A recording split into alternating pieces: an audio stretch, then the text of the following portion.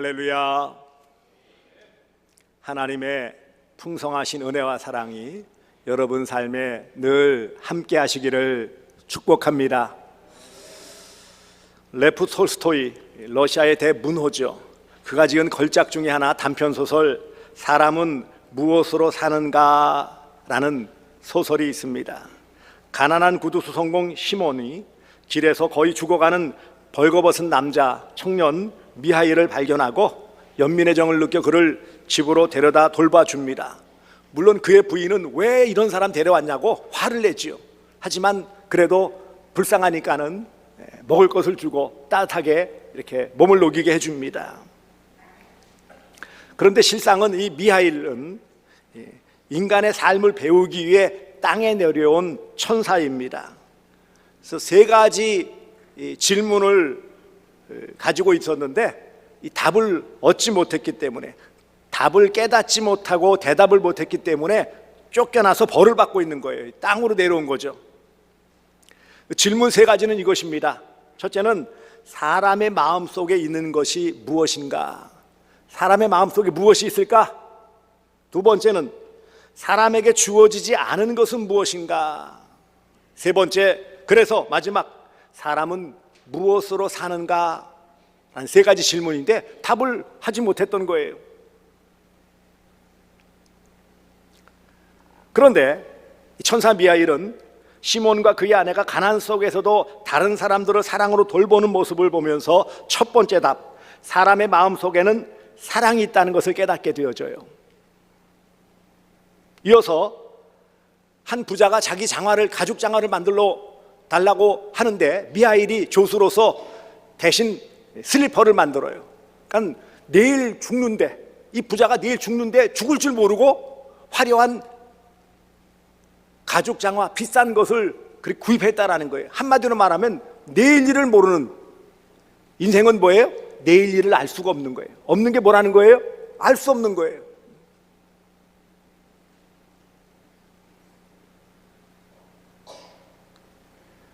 사람에게 자기의 삶의 미래를 알 권한이 없다. 내일 일을 다 모른다는 거예요. 세 번째 답은 무엇입니까?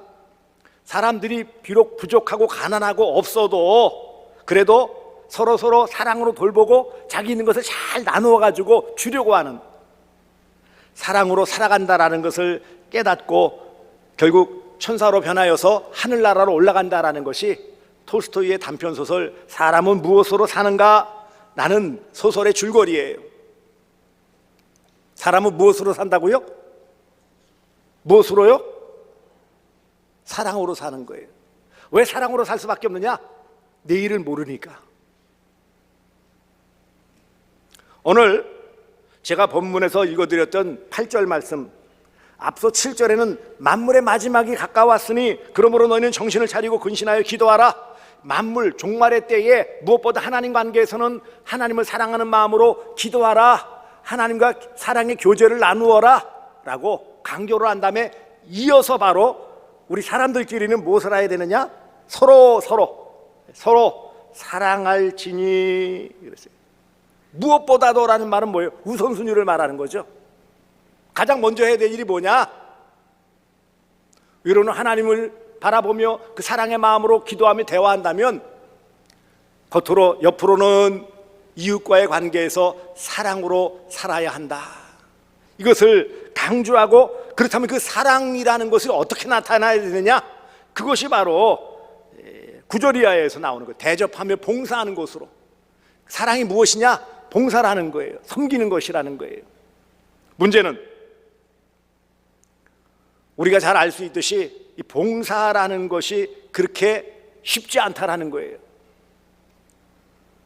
봉사는 말하기는 쉽고 처음 시작하기는 쉽지만 그것을 계속 유지하기는 너무도 어려운 거예요. 그 봉사기관 단체에서 요구하는 봉사자의 그런 자격이랄까, 조건이 뭔지 아십니까? 꾸준하게 할 사람이에요. 많은 시간, 많은 물질이 아니라 이런 기관 단체에서는 뭐예요?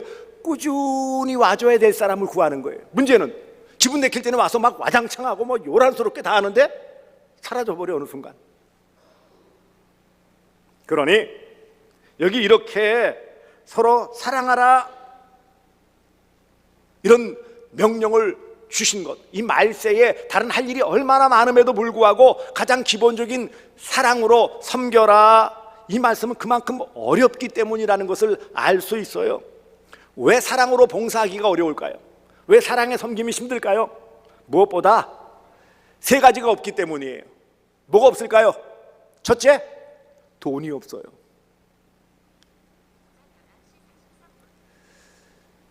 우리가 많은 부분에서 제가 뭐 가진 게 뭐가 있습니까?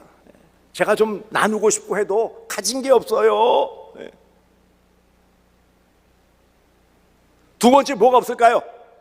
건강이 없어요. 제가 여기가 아프고 저기가 아프고 여기가 쑤시고.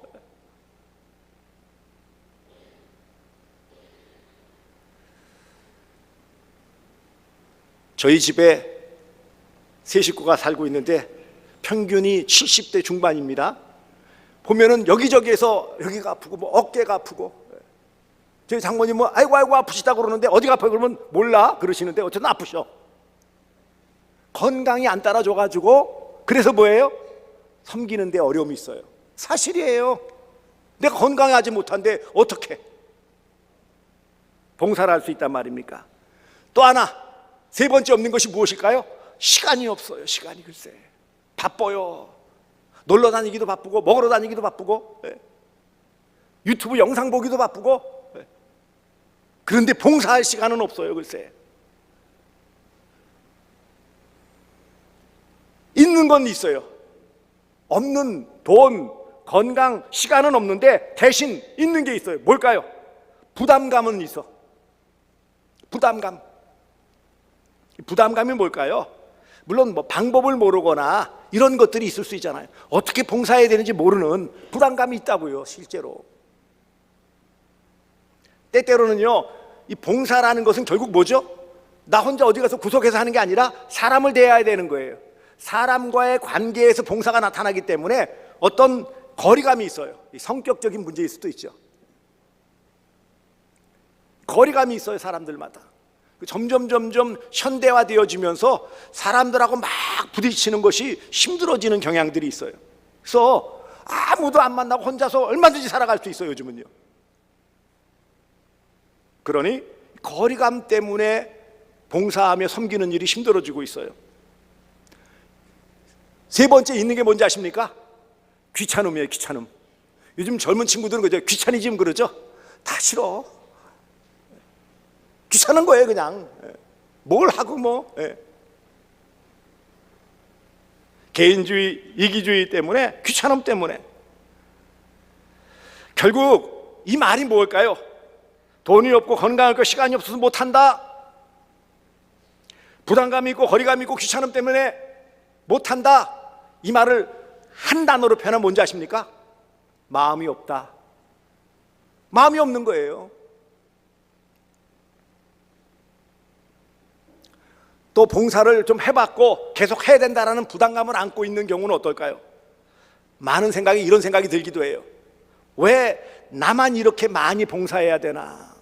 나만 왜 이렇게 힘들게 해야 되나? 라는 생각이 들어요.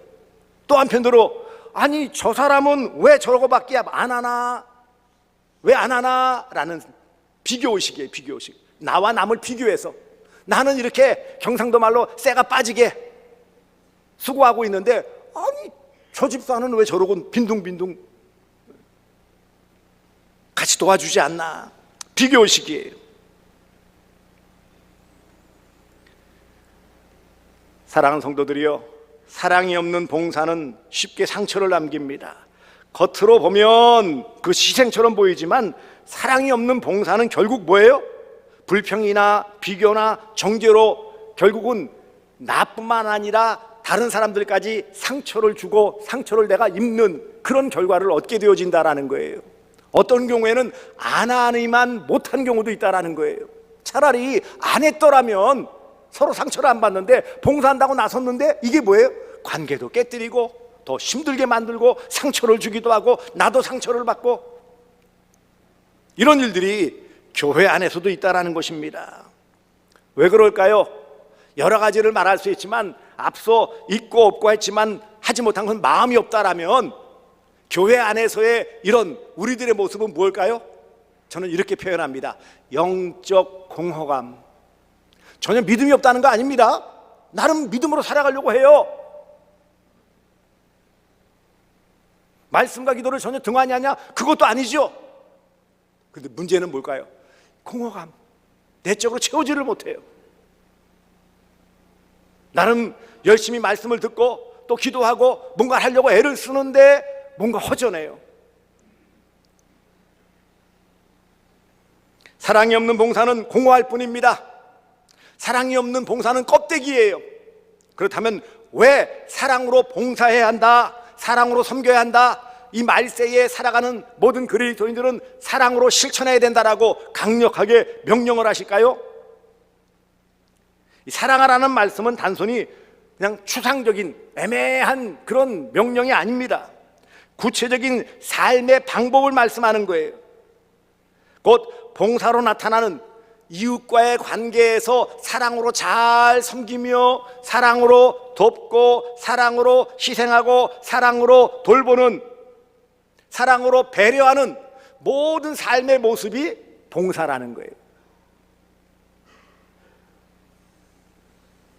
하나님 관계에서는 앞서 7절에 있는 바와 같이 기도를 통해 교제의 사랑으로 드러난다면, 이웃과의 관계에서는 봉사, 섬김을 통해 이 사랑이 잘 드러나는 삶이 그리스도인의 합당한 삶의 모습이다. 이것을 강조하고 있는 것입니다. 그래서 오늘 본문 말씀을 집중해 보세요. 여기 보시면 무엇보다도 라고 했어요. 이 말세의 성도들은 무엇보다도, 그러니까 가장 먼저 힘써야 될 것이 무엇이라는 거예요? 무엇보다도 그래요. 이 말은 사랑이 모든 신앙 실천의 기초요 최우선 가치이다, 출발점이라는 거예요. 우리가 하나님의 자녀로 이 땅을, 이 말세에 살아갈 때 무엇보다도 가장 중요한 우선순위는 사랑으로 실천하는 거예요.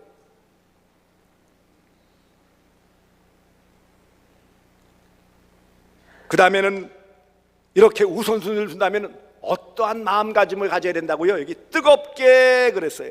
이 뜨겁게라는 말도 좋은데 저는 요전에 썼던 개역 성경이 더 마음에 들어요. 열심으로 그랬어요. 뜨겁게 그러면 남녀 간의 이성적인 사랑을 생각할지 모르지만 열심으로라는 말은 뭐예요? 봉사라는 개념이 잘 드러나요. 이런 부분은 좀 아쉽더라고요. 열심으로, 뜨겁게. 그런데 이 뜨겁게라는 이 단어의 헬라어 원문의 의미를 보니까 이런 뜻을 가지고 있어요. 그것은 멀어지지 않도록 팽팽하게 잡아당긴다. 이 말은 뭐예요? 이 균형의 끈을 놓치지 않도록 팽팽하게 잡아당기는 거예요. 그래야 뭐예요? 계속 유지할 수 있다는 것입니다. 이 말은 그런 수고와 봉사와 섬김이 끊임없이 계속될 수 있어야 된다는 거예요. 기분 내키면 열심히 하다가 마음 챙기면 접고 아무것도 안 하는 그런 모습이 아니라 꾸준하게, 이것이 바로 뜨겁게라는 말이에요. 뭐 열정적으로라는 말보다는 계속 변함없이 이런 말이에요. 그래서 사랑은 감정뿐만 아니라 의식적이고 지속적인 그런 헌신임을 말씀하고 있는 거예요. 그게 뜨겁게 이 말이에요. 감정적인 것만 아니라는 거예요. 사랑은 허다한 죄를 덮느니라. 이렇게 무엇보다도 뜨겁게 사랑하면 어떤 결과가 나올까요? 서로의 허물을 덮어줄 수 있다는 거예요. 사람은 다 약해요. 부족해요. 나도 너도 다 약해요. 실수할 수 있고 또 상처를 줄 수 있어요. 그런데 사랑으로 섬기면 이 모든 허물이 덮어지게 되어진다는 거예요. 허물이 더 이상 허물로 보이지 않는 거예요. 그런데 이런 사랑의 마음이 없으면 못하는 것만 보이고요, 미운 것만 보이고요, 싫은 것만 보여지게 되어져요. 이처럼 무엇보다도 뜨겁게 열심히 사랑하면 상대방 눈에 있는 그런 들보조차도 안 보이는 거예요. 티는 고사하고 들보조차 보이지 않아요. 그와 같이 상대방을 보면 상대방도 나를 어떻게 본다고요? 그렇게 보게 되어지는 거예요. 선순환이 이루어져요. 그 사랑은 허다한 죄를 덮느니라. 이게 말세를 살아가는 그리스도인의 삶의 가장 귀한 사랑의 실천이라는 것을 말씀하고 있습니다. 비난과 정죄의 확산을 막는 길이 바로 사랑으로 섬기는 봉사라는 것입니다. 사랑은 성도와 교회와 이 교회의 이런 모든 삶에 가장 잘 드러나야 되는 거예요.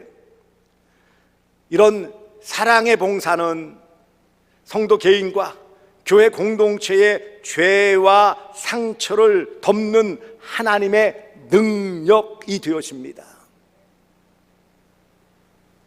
사랑의 봉사는 성도의 의무요 특권입니다. 성도는 사랑으로 봉사함으로써 자신과 이웃과 교회와 지역을 살리는 삶을 살아야 하는 존재예요. 하나님 우리 모든 그리스도인들이 이 말세에 무엇보다도 열심으로 모든 허다한 죄와 잘못, 연약함, 부족함을 덮을 수 있는 사랑의 봉사의 삶을 살아가야 한다 라고 강력하게 명령하십니다. 봉사는 사랑입니다. 따라서 합시다. 봉사는 사랑입니다. 봉사는 사랑입니다. 사랑으로 봉사하시기 바랍니다. 봉사는 사랑이에요. 봉사는 사랑의 실천이에요. 봉사는 말로 끝나는 것이 아니라 실제적인 삶의 행동으로 나타나는 것이 바로 봉사예요. 손과 발로 드러내는 사랑입니다. 봉사는 다른 사람을 섬기는 사랑이며 봉사는 내가 속한 공동체를 섬기는 사랑입니다. 사랑은 봉사를 통해 증명이 되며 봉사는 사랑 없이는 참된 봉사가 될 수가 없습니다.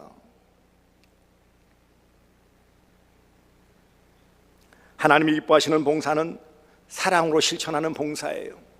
흔히 그러죠. 이 사랑이 없는 봉사는 예전에 그런 말을 썼잖아요. 안고 없는 찐빵 많이 썼죠. 아니라는 거예요. 본질이 아니라는 거예요.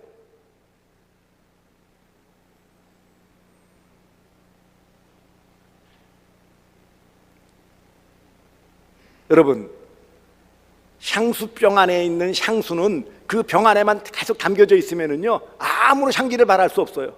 그렇습니까? 안 그렇습니까? 아무리 귀해도. 제가 왕년에 태평양화학 아모레 화장품 다녔었거든요. 그 직원이었거든요. 여러 가지 가운데 그 오데코롱이라는 것도 있고요. 뭐 이런 프랑스 이름으로 되어 있는 향수 이름 요만한 건데 그 당시에도 몇만 원이었어요. 언제냐면 그게 77년도예요. 지금부터 한 50년 전에 몇만 원짜리가 나오더라고요. 그런데 얼마나 귀한지 문제는 뚜껑이 닫혀 있으면 아무 냄새도 안 나. 열대에 은은하게 나오는데 야, 다 감탄하는 거예요. 몰래 한 번씩 기분 안 좋을 때 있으면 가서 살짝 열어서 맡아보고 닫아놓고. 여러분, 향수가 아무리 좋은 향을 발해도 병 안에 있으면 뭐예요? 아무 소용없어요. 나는 나대로 지킬 거야 라고 하면 아무 향을 발할 수가 없어요. 뚜껑을 열어 그것이 날아갈 때 비로소 뭐예요? 다른 사람들의 마음을 기쁘게 해주는, 기분을 좋게 하고 상쾌하게 하는 향기로 남는 거예요. 봉사가 이와 같아요. 내 만족 나만, 아니요, 아무 의미 없는 그런 삶이 되어지는 것입니다.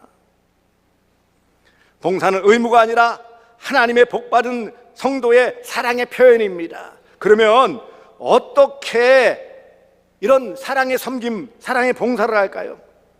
첫째, 주신 직분과 사명과 직무에 감사하시기 바랍니다.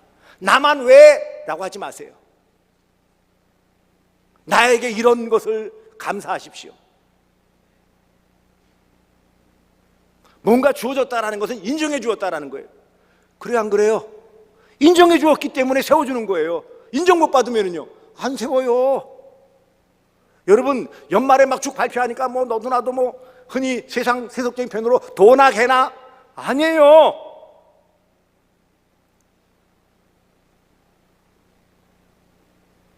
그러니 내게 주신 직분, 이게 은사예요. 은사.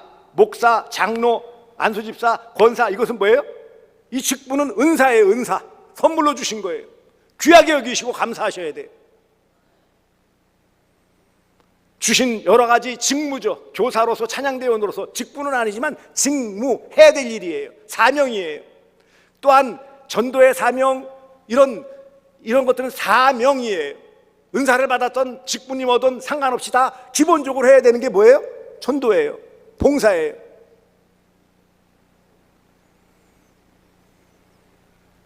그러므로 내게 주신 직분, 직무, 사명에 감사하며 최선을 다하시기를 주님의 이름으로 축복합니다. 두 번째, 우리가 사랑의 봉사를 하기 위해서는 비교하지 말라는 거예요. 비교하면 안 돼요. 왜요? 나와 너는 어차피 달라요. 왜요? 얼굴을 바라보세요. 나랑 똑같아요? 아니요. 키가 같아요? 아니요. 사는 곳이 같아요? 아니요. 다 달라. 근데 어떻게 같이 비교를 하냐고요. 비교 불가해요. 하나님이 나라를 바라보실 때 세계 인구, 그 많은 인구 가운데 뭐예요? 나는 유일한 존재예요. 근데 왜 자꾸 비교하시느냐고요. 비교하면 자꾸 마음에 상처받아요. 우리가 사랑의 봉사를 할 때 비교하지 마시기 바랍니다. 내게 주신 것에 최선을 다하면 끝이에요.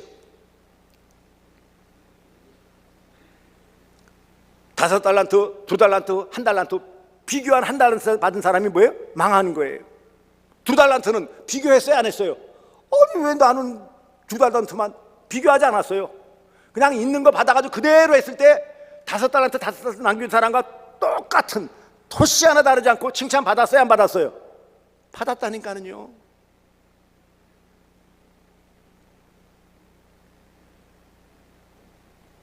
세 번째, 사랑의 봉사를 위해서는 내 것은 하나도 없고 하나님의 것으로 섬긴다고 생각하세요. 건강, 물질, 내 경험, 지식 다 뭐예요? 하나님 주신 거예요. 그러니 뭐예요? 여러분, 내 거 쓴다 그러면 아까워서 못 써요. 여러분, 지방자치단체 하면 무슨 시의원, 국회의원, 무슨 도의원, 무슨 이런 사람들이 요즘 많잖아요. 뭐 때만 되어지면, 또 말년이 되어지면 뭐 해외 연수 관광 다닌다고. 왜 그럴까요? 자기 돈으로 안 쓰니까. 자기 돈으로 가라면 갈까요, 안 갈까요? 안 가요. 그런데 무슨 돈이에요? 쓰라고 준 돈이란 말이에요. 그리고 어떻게 하는 거예요? 열심히 쓴다고요. 여러분, 그건 부정적인 의미지만 하나님 우리에게 많은 부분에 있어서 건강이나 시간이나 물질이나 지혜나 경험이나 환경이나 허락해 주셨다고요. 누가 주셨다고요? 하나님이. 그럼 어떻게 한다고요? 마음껏 쓰시라니까는요. 마음껏 쓰셔도 돼요.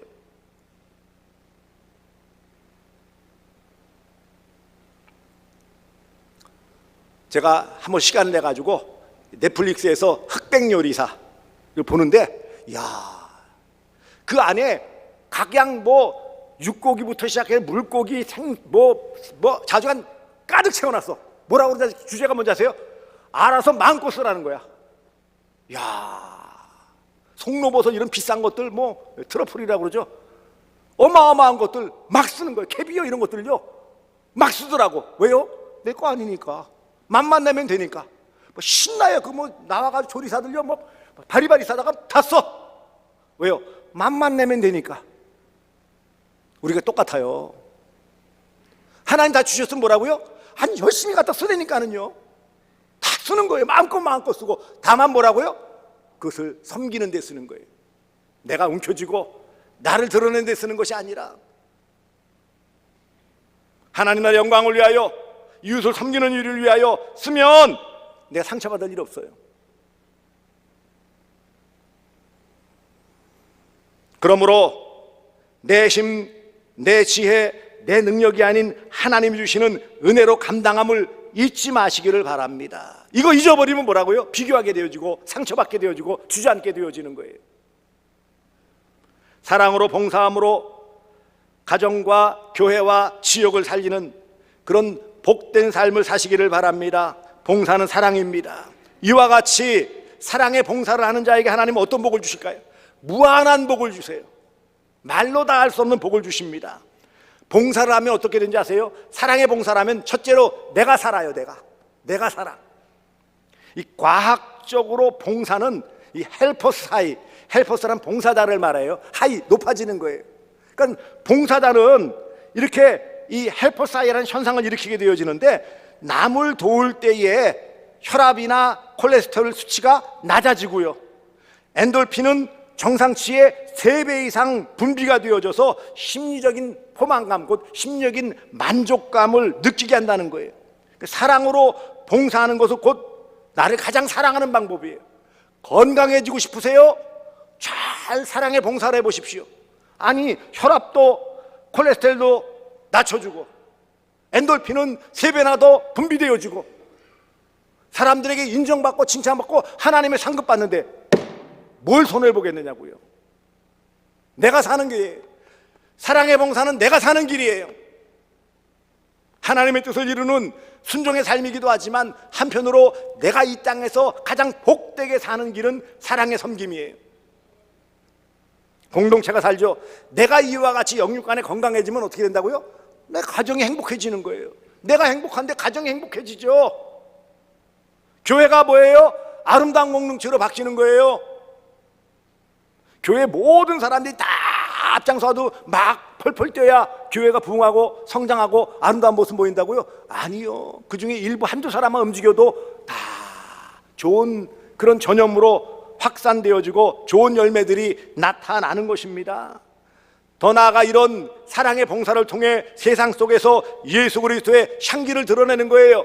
내 안에 계신 예수를 병뚜껑 닫은 향수병처럼 꽉 닫아두지 마시고 열어서 뭐예요? 흔들어서 많이 퍼칠 수 있도록 하는 게 사랑의 봉사예요. 내가 섬기면 섬길수록 예수가 드러나요. 내가 녹아지면 녹아질수록 예수가 더 자랑되어져요. 그리스도의 향기가 온 세상에 널리 퍼지는 선한 영향력을 미치는 것은 사랑의 봉사의 열매입니다. 그러므로 이와 같은 놀라운 은혜, 그럴 때에 하나님께서는 우리에게 늘 영적인 만족감을 주세요. 앞서 왜 봉사 못한다 그랬죠? 영적 공허감이라는 표현을 썼죠. 나름대로 열심히 힘을 내고 열심히 믿으려고 하는데 뭔가 안 채워지는 이유는 뭐라고요? 어떻게 채운다고요? 사랑의 봉사를 하다 보면 채워져요. 내 안에 든든히 채워져요. 이런 귀한 사랑의 봉사를 통해 하나님이 부어주시는 영육간의 풍성한 복을 받아 누리시길 바랍니다. 봉사는 사랑입니다.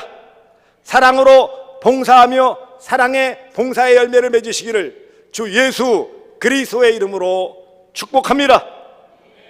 기도하겠습니다.